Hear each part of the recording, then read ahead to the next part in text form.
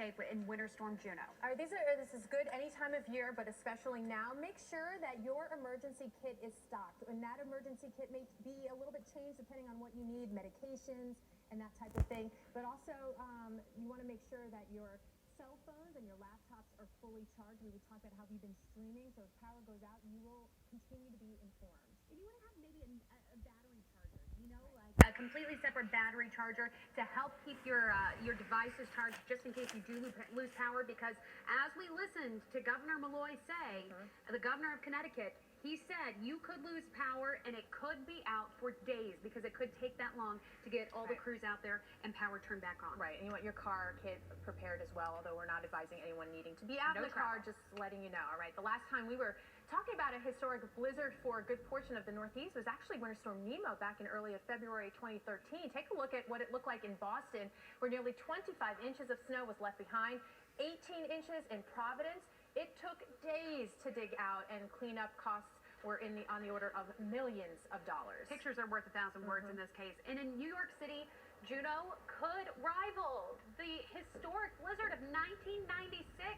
And so this is video from Times Square in early January when that storm dropped a little more than 20 inches in the tri-state area. So and now New York is one of those cities that's kind of on the cusp here. Right. Long Island, you could see huge totals. Right. In the city, it could be a little bit lower, but regardless, you got to be prepared, and we're getting all that new data in. The emails have started too. We're starting to look at that. But timing is everything. We want to give you an idea, paint that picture for you. We've been talking that really later on tonight for New York City, everything ramps up. We're talking the snow and the wind, so midnight and in towards the morning hours. The wind is really going to be an issue for you. Now, these are the travel problems. It's going to be late tonight and early tomorrow morning at the peak, but no travel is advised. And that purple, the blizzard conditions, a big, big, long duration. All right, the threat of 2 feet of snow, enough to rattle even winter-hardy New Yorkers. RCM Champion is covering the city ahead of the big blizzard.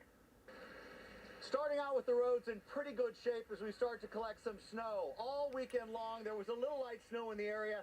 That was cleared, piled up from the sidewalks, also on the road surfaces. But at least they have a pretty good starting path to get these roads cleared throughout the rest of the day. If you take the winter in an area like New York City, that's all right, go ahead. If you take a winter in an area like New York City, we're still talking about, I don't know, about 5 inches below normal in snowfall. So this storm system will make that up. Remember the zone here in the forecast for about 18 to 24 inches of snow through the city area. As we go through the day and the night, those blizzard warnings will continue from about 1 o'clock in the afternoon until midnight on Tuesday. A lot of that time will be spent in the howling winds and snow.